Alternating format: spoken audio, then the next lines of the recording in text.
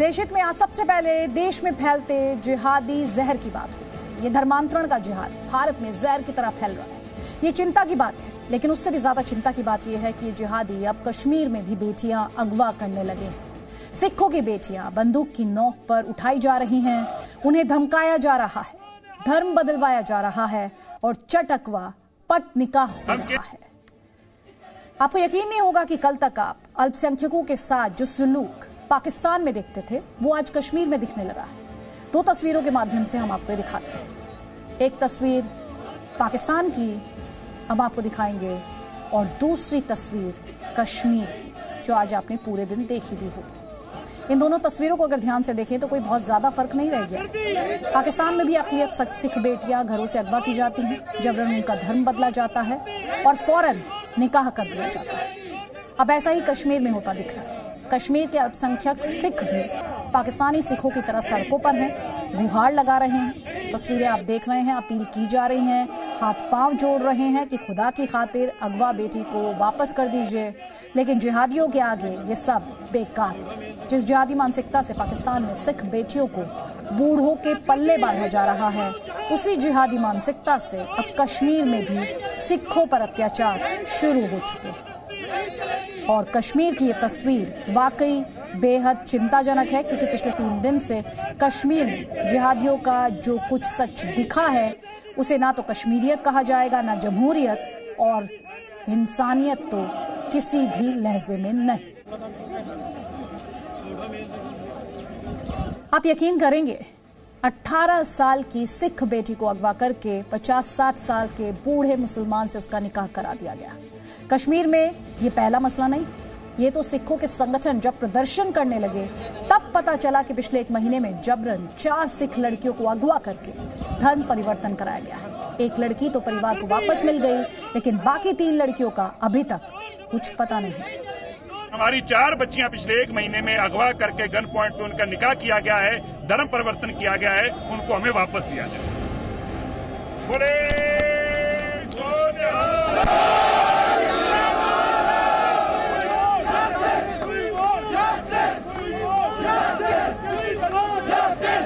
ये कश्मीर है जहां कश्मीरियत, जमहूरियत और इंसानियत खतरे में है।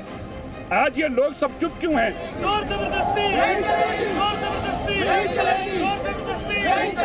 ये श्रीनगर है जहां अक़लियत खतरे में है।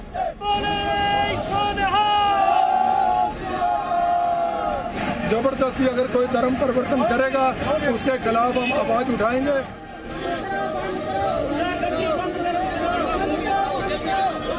ये वही जन्नत है जहां जिहादी जहर फैलाता जा रहा है। और खिलाओ और जाओ इनके घर और जाके साथ। ये वो जमीन है जहां मददगारों के कौम की बेटियां अगवा की जा रही हैं। हमारी बेटी वापस, इमीडिएट हमारी डिमांड ये है। ये वो सुबह है जहां सिखों पर पाकिस्तान की तरह जुल्म की खबरें आने लगी हैं। हाथ मिलाने के लिए अपना हाथ आगे करें और आप उंगली आगे करो, ऐसे हाथ नहीं मिलाए जाते। ये उस कश्मीर की कहानी है जहां जुबा पर कश्मीरियत और मन में जिहादी जहर दिखाई पड़ रहा है।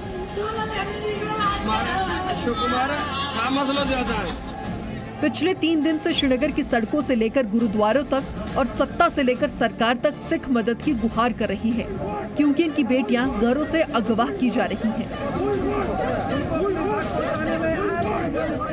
इनकी शिकायत है कि कश्मीर में 1 महीने में 4 बेटियों का जबरन धर्म परिवर्तन और निकाह कराया जा चुका है, और शनिवार को तो एक ही दिन में 2 लड़कियों को कोर्ट में लाकर निकाह पर मंजूरी भी लगवा ली गई।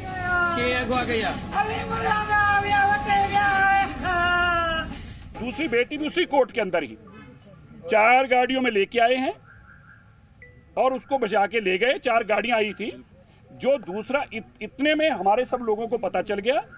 ये लोग कोर्ट के बाहर पहुंच गए, कोर्ट को घेरा। दूसरी लड़की कोर्ट के अंदर थी। अब बताइए, आपको कितनी देर होगी रिपोर्टिंग करते? रात को 10:30 बजे आपने कौन सी कोर्ट को चलते देखा? बच गई भी। बता दीजिए हम गलत हैं, बता दीजिए हमें गलत है। बताइए रात को 10 बजे कौन सी कोर्ट आपने खुलती देखी आज से पहले? वैसे सिख समुदाय के लोग फिलहाल जिस मसले को लेकर सबसे ज्यादा नाराज हैं, वो ताजा मामला रेनावारी गांव का है, आरोप है कि 21 तारीख को ही 18 साल की सिख लड़की को अगवा किया गया। माता पिता ने पुलिस में शिकायत दर्ज कराई तो पुलिस ने 36 घंटे का वक्त मांगा, लेकिन लड़की नहीं मिली। फिर शनिवार को अचानक लड़की को अदालत में पेश कर दिया गया और पता चला कि लड़की का निकाह एक ऐसे शख्स से करा दिया गया जिसकी पहले से 2 शादियां और बाल बच्चे भी हैं। प्रदर्शनकारी सिख संगठनों का आरोप है कि जबरन धर्म परिवर्तन के इस खेल में नीचे से ऊपर तक मिली भगत है, वरना रात 10 बजे अदालत खोलकर एक तरफा सुनवाई नहीं होती। आपने कहा कि जुडिशरी के भी कुछ लोग हैं जो बायस्ड हैं। हमने चीफ जस्टिस साहब से टाइम मांगा है। हम बताना चाहते हैं जो लोकल नीचे जजेस हैं उसमें जिस केस कोर्ट में ये केस गया उसमें हमें ये जानकारी मिली कि वहाँ पे उन्होंने बेटी के माँ बाप को अंदर तक नहीं आने दिया। इस बात की पुष्टि लोकल पुलिस ने भी की है, बाद में ऐसा हुआ है। ऐसा कैसे किया जा सकता है? 18 साल की बेटी 55 साल के आदमी के साथ ब्याही जा रही है और वहाँ बच्ची के माँ बाप को आने ना दिया जाए। आरोप है कि जिस शख्स से 18 साल की सिख लड़की का निकाह कराया गया वो खुद को जम्मू कश्मीर पुलिस का डीएसपी भी बताता है। बंदा है शाहिद नजीर भट्ट करके, ये अपने आप को डीएसपी ऑपरेशन कहता है। इसने रैनावारी में जो लड़की में गन पॉइंट पे, मैं कहूँगा गन के प्रेशर में, गन पॉइंट कहो कुछ भी कहो, उस प्रेशर में लेके गया, क्योंकि रैनावारी के लोग कह रहे हैं कि ये बंदे के पास पिस्टल होती थी। अपने आप को डीएसपी ऑपरेशन अपने आप को कहा था क्योंकि इसके पास गाड़ियाँ होती थी। इसने ऐसी दहशत फैला के रखी थी, जो लोग इसके खिलाफ बोलना शुरू करते थे। इवन जिस लड़की को इसने अरेस्ट किया लेके गया था, उस लड़की के चाचा को इसने 2 बार अरेस्ट करवाया है।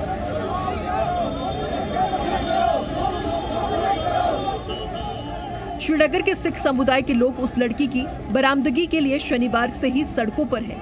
रोज प्रदर्शन हो रही है। मनजिंदर सिंह सिरसा की अगुवाई में प्रतिनिधि दल ने जम्मू कश्मीर के लेफ्टिनेंट गवर्नर मनोज सिन्हा से मुलाकात की।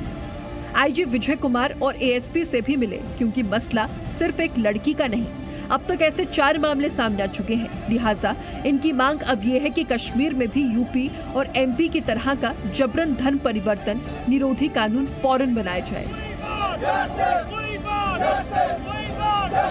हमारा बड़ा स्पष्ट है, ऐसा लॉ बनना चाहिए जिस लॉ में फोर्सफुल कन्वर्जन के खिलाफ सख्त कानून बनने चाहिए। वो तो सबको ही सूटेबल होना चाहिए, हम सबको उसकी अपील करनी चाहिए। ये किसी एक कम्युनिटी के लिए तो लॉ नहीं होगा, ये तो सभी के लिए लॉ है। और अगर ऐसा कोई कानून बनता है तो उसका तो लाभ हम सबको ही मिलेगा।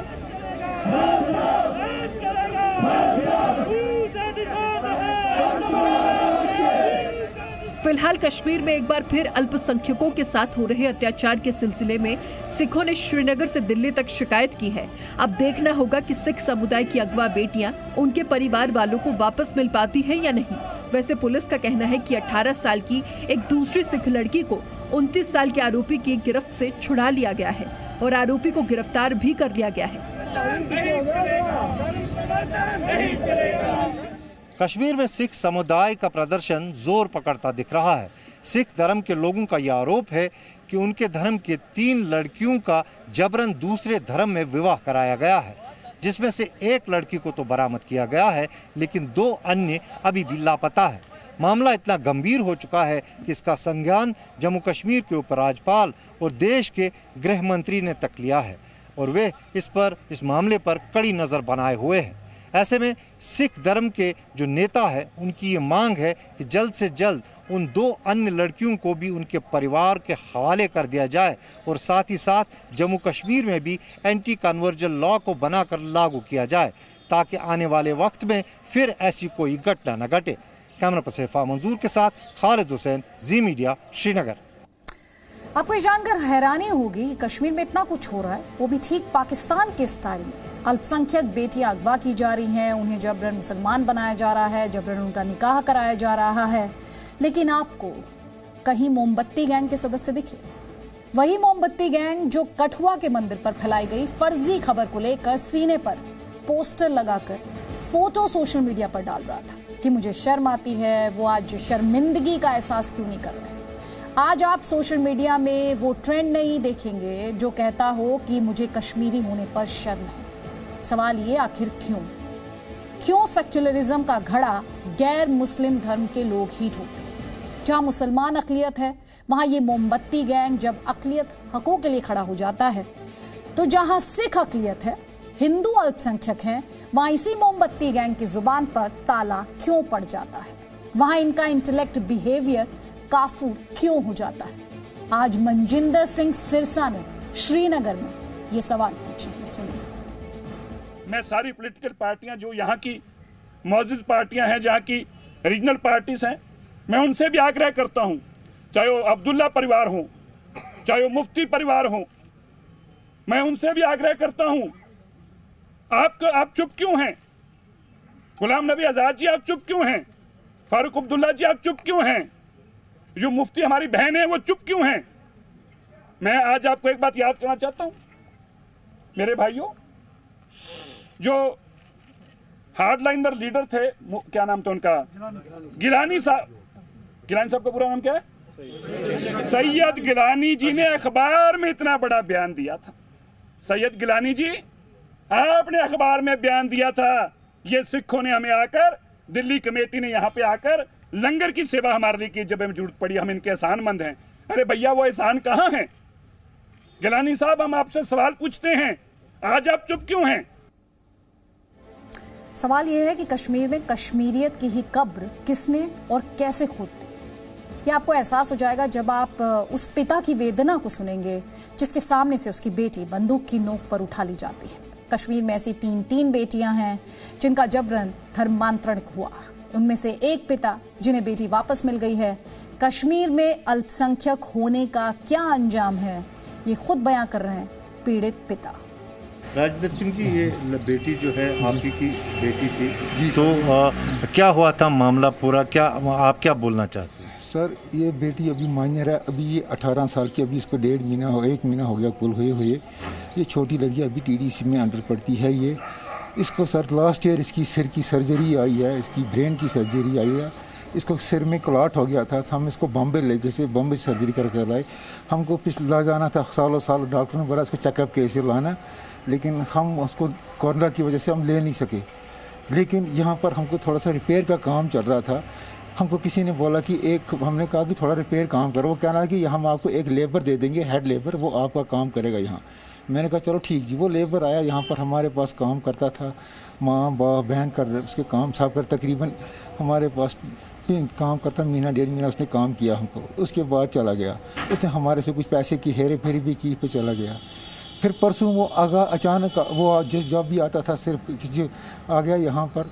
परसों शाम को 21 तारीख को 12:30 बजे आ गया। 3 बंदे लेकर आ गया। मैं 2 बंदे बाहर थे, तो एक बंदा ये अंदर घुसा। इसके पास ख़ास में पिस्टल थी सर। इसने आकर तो ऊपर चढ़ गया। तो इसने यहाँ पर हमारे यहाँ घर में साथ में मामडन का घर है, उसकी शादी चल रही थी, गाना बजाना चल रहा था। तो इसने आकर तो यहाँ पर मेरे को दरवाज़ा खटखटाया। जब मैंने दरवाज़ा खटकाया तो इसने मुझे लात से पुश मार कर नीचे गिरा दिया। पुश गिरा कर मैं गिर गया। तो मैं और मेरी बीवी यहाँ पर थी खाली। और तो इसने हमको आ गया, तो वहाँ पर लड़की थी, लड़की को पकड़ा, घसीटते लेकर गाड़ी में उसने भर दिया। तो मैंने शोर मचाने की कोशिश की, कहता अगर आप शोर करोगे तो हम आपको पिस्टल से मार देंगे। तो सर मैं डर गया। तो मैं बाहर निकलता गया। जब मैं बाहर गेट पर पहुँचा तो वहाँ पर इसने किया, हमको बाहर से कुंडी मार गया यहाँ से अंदर से। वहाँ से गाड़ी तैयार थी। हमने गाड़ी का नंबर देखा, JK 01W0171 गाड़ी का नंबर था, उसमें ही चले गए। फिर FIR हमने लिखाया अपना। तो ना उन्होंने कहा चलो हम सपोर्ट करने, कल आ जाना। फिर हम कल गए, हम DSP साहब के पास गए। लड़की आपकी है, ये इलीगली इसको ले गए हैं, हम आपको दे देंगे, आप कल गाड़ी लेकर आओ। हम फिर कल भी गए, उन्होंने नहीं दिया। परसों भी कहा नहीं दिया। फिर बाद में कहते हैं नहीं जी हमने लड़की को पकड़ लिया। उनको मैंने कहा सर कहाँ? कहते हैं जी हमने उसको जंगल से ऊपर बॉर्डर से पकड़ लिया लड़की को। हम यहाँ पर हमारा रहना या न रहना, यहाँ क्या फ़ायदा? कुछ है? आप ये बताइए। कोर्ट हमारी बात नहीं सुनता है, पुलिस स्टेशन हमारी बात नहीं सुन। तो सवाल कहीं है। और ये जो सेलेक्टिव सेक्युलरिज्म है, ये भारत के सोशल फैब्रिक के लिए साइनाइड की तरह काम करने लगा है, क्योंकि असली मुद्दा है कन्वर्जन का, धर्मांतरण जिहाद। इस पर कोई कुछ बोलता नहीं। कुछ राज्य सरकारों ने अपनी यहाँ से लेकर कानून बनाए, लेकिन केरल से कश्मीर तक आप जो कहानियां देख रहे हैं, ये कुछ और नहीं, सिर्फ और सिर्फ कन्वर्जन की कहानी है। कहीं पैसे से कन्वर्जन, कहीं बंदूक की नोक पर कन्वर्जन, कहीं धोखे से, कहीं लव जिहाद से, लेकिन मकसद सबका कन्वर्जन ही है। आपको उत्तर प्रदेश की 3 और कहानियां हम दिखाते हैं। आप समझ जाएंगे कि धोखे से धर्म परिवर्तन के पीछे कैसे जिहादी मानसिकता फल फूल रही है।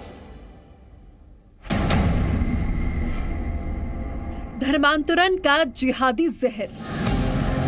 बाराबंकी जिले के कुर्सी थाना इलाके में ये बुजुर्ग दंपति अपनी बेटी के लिए इंसाफ की गुहार लगा रही हैं। इनके साथ धोखा हुआ है।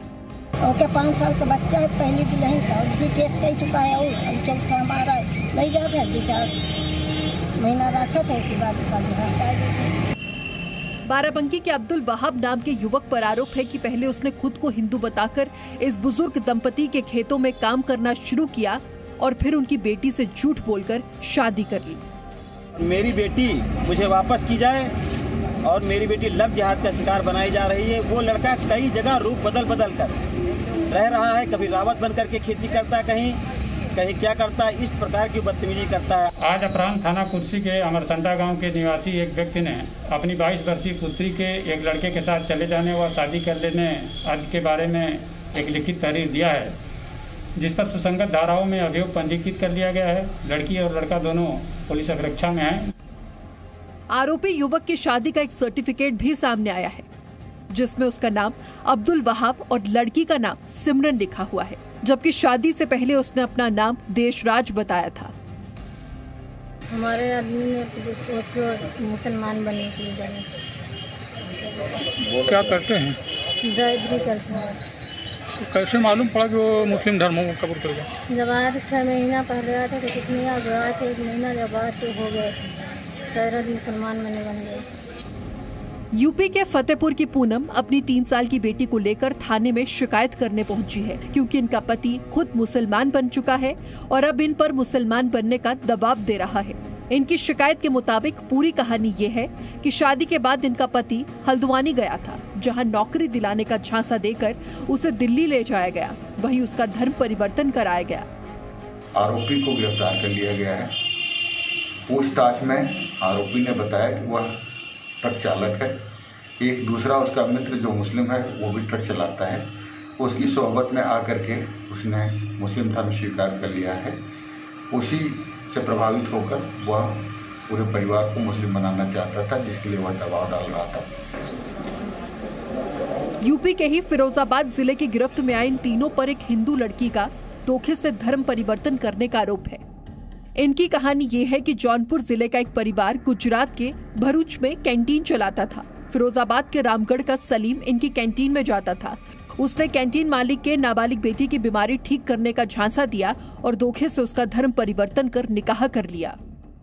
जब वो लड़की वाले हमारे यहाँ अप्रोच किए, मैंने उसका मुकदमा लिखवाया और इन दोनों को गुजरात से टीम भेज के बरामद कराया। और पता ये लगा कि उस लड़की का नाम था ज्योति, इन्होंने उसका नाम रख दिया मासूम, उससे कर लिया निकाह। अब उसकी उम्र है 15 वर्ष, ये संभव नहीं है, तो उसका पॉक्सो एक्ट लगाया गया और धर्म परिवर्तन की धारा भी लगाई गई, अपहरण की धारा लगाई गई। जो गिरफ्तार किया गया उनको जेल में कार्रवाई कर दी। मोहब्बत के नाम पर धोखे की यह कहानी मुजफ्फरनगर की है। आरोप है कि उस्मान नाम के युवक ने शादी का झांसा देकर युवती का यौन शोषण किया, धर्म परिवर्तन कराया और बैंक में जमा रकम भी हड़प ली। पिछले 2 साल से एक व्यक्ति उसके संपर्क में था और शारीरिक शोषण और उससे धन उगाही की है और उससे गलत तरीके से शादी की है। इस संबंध में हम लोगों ने अभियोग पंजीकृत कराया है और उसमें उस व्यक्ति की गिरफ्तारी की है। भारत में धर्मांतरण जिहाद की साजिश के अलावा एक और बड़ी साजिश चल रही है और ये साजिश है खालिस्तान की। इसका खुलासा 26 जनवरी को लाल किला हिंसा पर दिल्ली पुलिस की चार्जशीट से हुआ है। चार्जशीट के मुताबिक आरोपी इकबाल सिंह ने माना कि 26 जनवरी को लाल किला पर धार्मिक झंडा फहराने पर उसे खालिस्तानी संगठन सिख फॉर जस्टिस से पैसे मिलने वाले थे। चार्जशीट में यह भी खुलासा हुआ है कि हिंसा के वक्त इकबाल के फोन पर कनाडा से कॉल आ रहे थे। 25 जनवरी की रात इकबाल सिंह लाल किला पर रेकी के लिए गया था और उस वक्त उसका वीडियो सीसीटीवी में रिकॉर्ड हुआ था। इकबाल सिंह 19 दिसंबर 2020 को भी लाल किला पर धार्मिक झंडा फहराने की कोशिश कर चुका है। चार्जशीट के मुताबिक लाल किला पर धार्मिक झंडा फहराने की साजिश काफी पहले से रची जा रही थी। ये खुलासा भी हुआ है कि आरोपी इकबाल 2009 में टोरंटो गया था, वहां उसकी खालिस्तान समर्थकों से मुलाकात हुई थी। इसके अलावा लाल किला हिंसा केस में 1 लाख का इनामी गुरजोत सिंह स्पेशल सेल ने उसे पंजाब से गिरफ्तार कर लिया है।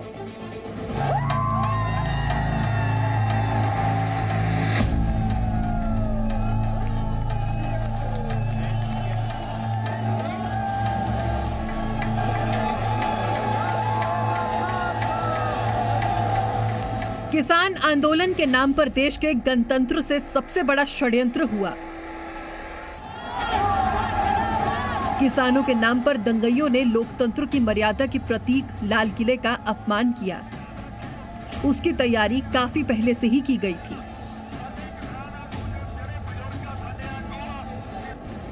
लाल किला हिंसा पर दिल्ली पुलिस की चार्जशीट के मुताबिक दंगइयों को लाल किले के हर रास्ते की जानकारी थी। हिंसा का एक आरोपी इकबाल सिंह 25 जनवरी की रात 2:50 पर रेकी के लिए लाल किले पर था। 25 जनवरी की रात लाल किले पर इकबाल सिंह का सीसीटीवी वीडियो भी रिकॉर्ड हुआ। लाल किला हिंसा की जांच में ये खुलासा हुआ है कि 26 जनवरी को जब इकबाल सिंह लाल किले पर दंगाइयों को आतंक के लिए उकसा रहा था, तब उसे कनाडा से लगातार फोन आ रहे थे। इकबाल के फोन से पुलिस को एक बैनर भी मिला है जिस पर लिखा है दिल्ली फतेह मिशन 2021। तो चार्जशीट से वो सारे डिटेल्स मिलते हैं जो इस तरफ इशारा करते हैं कि 26 जनवरी को जो हिंसा हुई उसके पीछे किस तरह से सिख फॉर जस्टिस है। जम्मू कश्मीर में एक बार फिर से आतंकवादी सिर उठाने की कोशिश कर रहे हैं। रविवार को जम्मू के एयरबेस पर ड्रोन से आतंकी हमला हुआ। इस आतंकी हमले को 24 घंटे भी नहीं हुए थे कि पुलवामा में 2 आतंकवादियों ने जम्मू कश्मीर पुलिस के पूर्व एसपीओ और उनके परिवार की गोली मारकर हत्या कर दी। इसके बाद आतंकवादियों ने जम्मू कश्मीर में दूसरे ड्रोन अटैक की भी साजिश रची, हालांकि उसे नाकाम कर दिया गया। वहीं अब श्रीनगर में सुरक्षा बलों और आतंकियों के बीच एनकाउंटर हो रहा है, जहां 2 आतंकवादियों को सुरक्षा बलों ने घेर लिया है। श्रीनगर में कैसे सुरक्षा बलों ने आतंक से एनकाउंटर के बीच कश्मीरियों की रक्षा की है, उसकी तस्वीर भी आपको दिखाएंगे आपको, लेकिन सबसे पहले दिखाते हैं आतंकियों की कायरता की तस्वीर।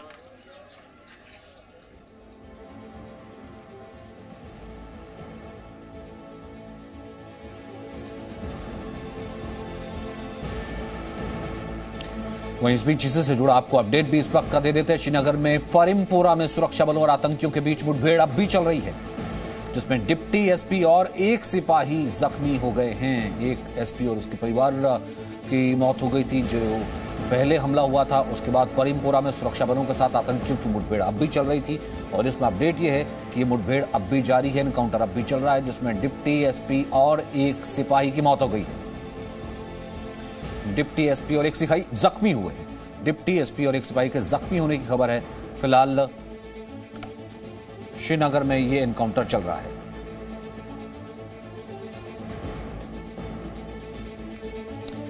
जम्मू कश्मीर में तैनात सुरक्षा बलों के जवान आतंक से कश्मीर को बचाते रहे हैं, कश्मीरियों की भी रक्षा करते रहे हैं। आज हम आपको एक ऐसी तस्वीर दिखाते हैं श्रीनगर के परिमपोरा इलाके में 2 आतंकी छिपे हुए थे, जिन्हें सुरक्षा बलों ने घेर लिया। एनकाउंटर के बीच सुरक्षा बलों ने इलाके के लोगों को सुरक्षित जगहों तक पहुंचाया ताकि किसी कश्मीरी को कोई नुकसान न पहुंचे।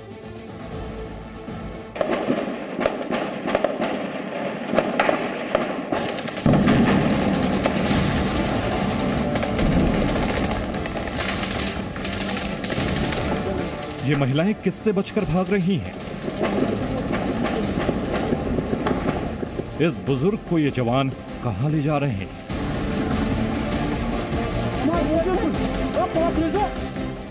आपके मन में भी कुछ यही सवाल उठ रहे होंगे। तस्वीरें श्रीनगर की हैं, जहां सुरक्षा बल के जवान इन महिलाओं को सुरक्षित जगह पहुंचा रहे हैं। इनमें से एक महिला की गोद में तो छोटा सा बच्चा भी है। सुरक्षा बल इन्हें जल्द से जल्द सुरक्षित ठिकाने पर पहुंचाने की कोशिश में है। दरअसल श्रीनगर के पीरमपोरा इलाके में सुरक्षा बलों ने 2 आतंकियों को घेर लिया। दोनों आतंकी रिहायशी इलाके के एक घर में छिपकर फायरिंग कर रहे हैं।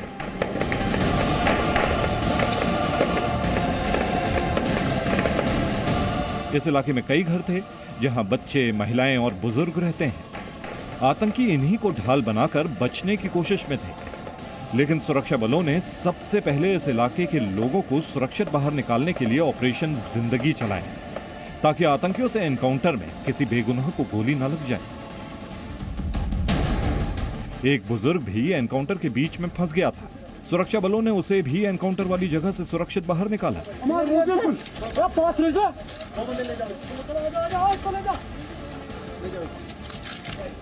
दोनों आतंकी जिस घर में छिपे थे वहां से रुक रुक कर फायरिंग हो रही है और धुआं भी उठ रहा है।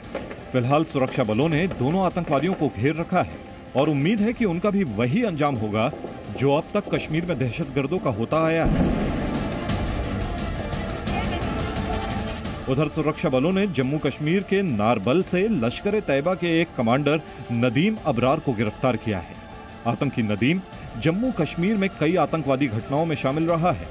सुरक्षा बलों के ऑपरेशन ऑल आउट से घबराए आतंकी कश्मीर का माहौल बिगाड़ने की साजिश कर रहे हैं, लेकिन सुरक्षा बल आतंकियों के नापाक मंसूबों को नाकाम करने के लिए हर वक्त मुस्तैद है। खालिद हुसैन, जी मीडिया, श्रीनगर। जम्मू कश्मीर के पुलवामा में आतंकियों ने एक पूर्व एसपीओ और उसके पूरे परिवार की घर में घुसकर हत्या कर दी।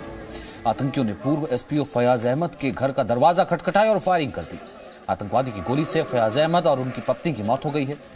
उनकी घायल बेटी ने भी आज अस्पताल में दम तोड़ दिया। अमन बहाली की घटना आतंकवादियों और उनके आकाओं को चुभ रही है। शायद इसलिए अब आतंकवादी महिलाओं और बच्चियों की हत्या करने पर आ गए।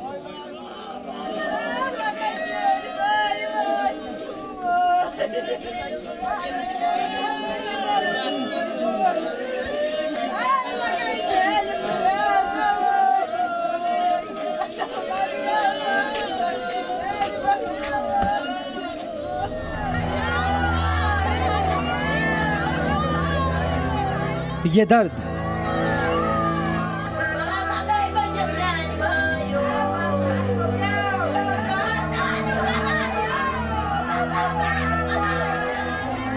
ये आंसू आतंकवाद के खिलाफ हथियार बने। जिस कश्मीर के नाम पर आतंकवादी सालों से घाटी में दहशत फैला रहे हैं, अब उन्हीं कश्मीरियों की जान लेने पर उतर आए हैं ये आतंकी।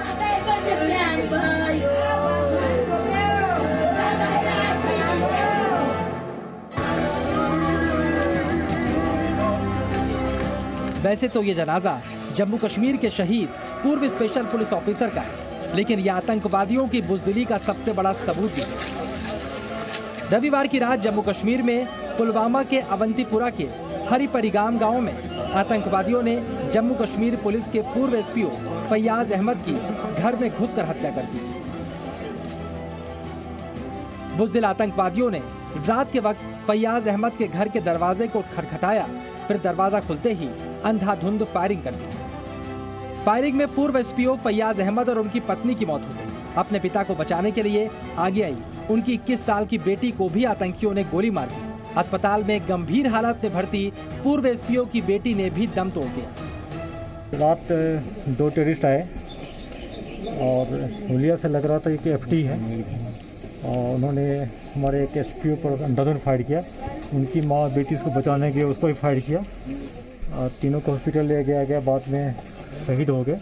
हम लोग को बहुत दुख है और बहुत जल्दी इसको आइडेंटिफाई करके इसको न्यूट्रलाइज करेंगे हम लोग। पूर्व एसपीओ फयाज अहमद का बेटा भारतीय सेना में तैनात है और राष्ट्रीय राइफल्स में रहकर देश सेवा कर रहा है। बेटा सेना में है तो फयाज अहमद खुद जम्मू कश्मीर पुलिस में थे। यही वजह है कि आतंकी अब उन कश्मीरियों की आवाज दबाने की कोशिश कर रहे हैं जो देश की सेवा में जुटे हैं। उसका एक छोटा सा बच्चा है और इसकी बीवी है जो इस खानदान में बच्ची है। अब तो कल शाम को उसका फादर, उसकी मदर और उसकी बहन उसको मार दिया गया था। कश्मीर में अमन चैन की बहाली से आतंकवादियों में किस कदर बेचैनी और बौखलाहट है, इसका अंदाजा आप पिछले कुछ दिनों के अंदर कश्मीर में हुए आतंकवादी हमलों से लगा सकते हैं। 22 जून को श्रीनगर के कानीपोरा में 2 आतंकियों ने मस्जिद से नमाज पढ़कर लौट रहे सीआईडी इंस्पेक्टर परवेज अहमद डार की भी हत्या कर दी थी। आतंकवादियों ने इंस्पेक्टर पर पीछे से वार किया था और निहत्थे पुलिस इंस्पेक्टर को कई गोलियां मारी थी।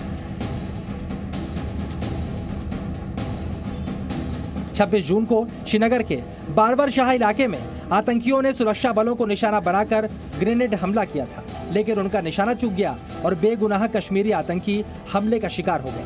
आतंकवादियों के हमले में एक कश्मीरी की जान चली गई। 27 जून को ही जम्मू के एयरबेस पर भी आतंकवादियों ने ड्रोन से अटैक किया था। हालांकि ड्रोन अटैक में एयरफोर्स स्टेशन को कोई नुकसान नहीं पहुंचा। जो एक स्ट्रॉन्ग डेमोक्रेटिक और development process Jammu and Kashmir में चल रहा है। जम्मू एंड कश्मीर के लोग उस डेमोक्रेटिक और डेवलपमेंट के प्रोसेस के हिस्सेदार भागीदार बन रहे हैं। उसमें कोई डिफीटेड डिस्ट्रक्टिव फोर्सेस उससे हताश निराश हैं, वो स्वाभाविक है। लेकिन एक बात समझ लेना चाहिए कि जम्मू कश्मीर का जो डेमोक्रेटिक प्रोसेस है, जो डेवलपमेंट का प्रोसेस है, जिससे कि जम्मू कश्मीर के आखिरी व्यक्ति तक विकास पहुंचे, वो लोकतांत्रिक प्रक्रिया का हिस्सा बने। हमारा पड़ोसी मुल्क नहीं चाहता कि कश्मीर में नॉर्मलाइज हो, क्योंकि कश्मीर की असमान स्थिति उनको खाद पानी का काम करती है, आतंकवादियों की रसद पहुंचाने से लेकर के असंतोष पैदा करने तक। लेकिन ऐसी घटनाओं पर मजबूती से प्रहार करने की आवश्यकता है। इनसे विचलित होकर के वार्ता बंद करना कोई समस्या का समाधान नहीं।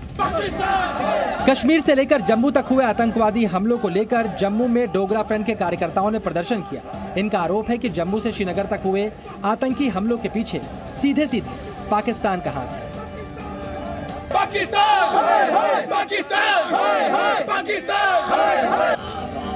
आतंकवादियों को इस जनाजे की तस्वीर आंखें खोलकर देख लेनी चाहिए, क्योंकि अब वो दौर चला गया जब आतंकियों के जनाजे में भीड़ जुटती थी।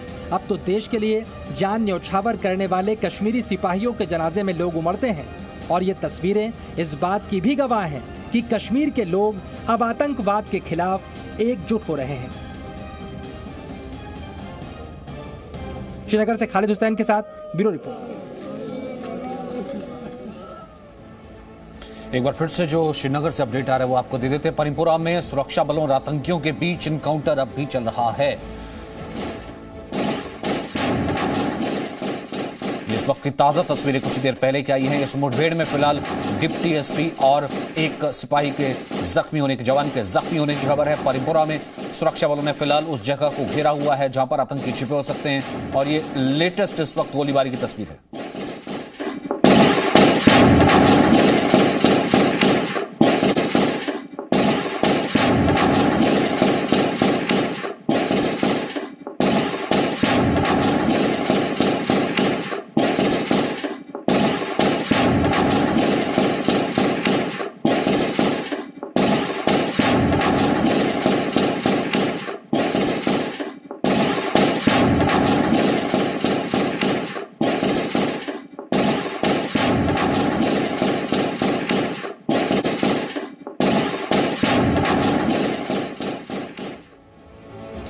आगे बढ़ते हैं। देश सैन्य ताकत में एक नया हथियार जोड़ने की दिशा में आगे बढ़ा। भारत ने आज अग्नि सीरीज की सबसे लेटेस्ट मिसाइल अग्नि प्राइम का सफल परीक्षण किया।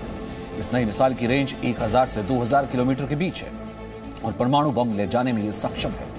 अग्नि प्राइम मिसाइल को किसी मोबाइल लॉन्चर से भी दागा जा सकता है। माना जा रहा है कि अग्नि एक मिसाइल की जगह अग्नि प्राइम ले जा सकती है। 2 1 now 1 2 3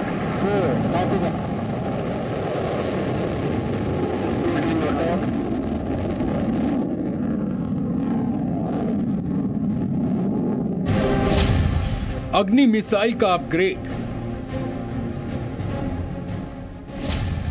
2000 किलोमीटर दूर बैठे दुश्मन का नया काम। आसमान में काले रंग की मिसाइल की जो तस्वीर इस वक्त आप अपने टीवी स्क्रीन पर देख रहे हैं, वो अग्नि मिसाइल सीरीज का नया सदस्य है। Defence research and development organisation यानी डीआरडीओ ने सुबह 10:55 पर ओडिशा के डॉक्टर एपीजे अब्दुल कलाम द्वीप से अग्नि मिसाइल के इस अपग्रेडेड अवतार का सफल परीक्षण किया। अब इसका नाम भी सुन लीजिए। इसका नाम है अग्नि पी यानी अग्नि प्राइम। अग्नि प्राइम परमाणु बम ले जाने में सक्षम है। इस मिसाइल की मारक क्षमता 1000 से 2000 किलोमीटर के बीच है। अग्नि प्राइम को अग्नि 4 और अग्नि 5 मिसाइल में इस्तेमाल होने वाली लेटेस्ट टेक्नोलॉजी को मिलाकर तैयार किया गया है। अग्नि 1 मिसाइल का परीक्षण सबसे पहले 1989 में किया गया था। आज 21 साल बाद अग्नि मिसाइल के परिवार का छठा सदस्य अग्नि प्राइम के रूप में आ गया है। आपको बताते हैं कि अग्नि 1 से लेकर अग्नि प्राइम तक मिसाइलों की मारक क्षमता कितनी है। अग्नि 1 मिसाइल की रेंज 700 से 1200 किलोमीटर के बीच है। अग्नि 2 मिसाइल की रेंज 2000 से 3500 किलोमीटर के बीच है। अग्नि 3 मिसाइल की रेंज 3000 से 5000 किलोमीटर है। अग्नि 4 मिसाइल की मारक क्षमता 5000 से 8000 किलोमीटर है, जबकि अग्नि 5 मिसाइल की रेंज 11000 से 12000 किलोमीटर है। अग्नि मिसाइल के लेटेस्ट वर्जन की रेंज 1000 से 2000 किलोमीटर है। चीन और पाकिस्तान जैसे देशों से तनाव के बीच अग्नि प्राइम मिसाइल का ये परीक्षण काफी अहम माना जा रहा है। 3 दिन पहले ही डीआरडीओ ने Pinaka multi barrel rocket launcher का भी सफल परीक्षण किया था। Bureau report, ji media. Presenting B News app, available on Google Play and App Store. Download it now.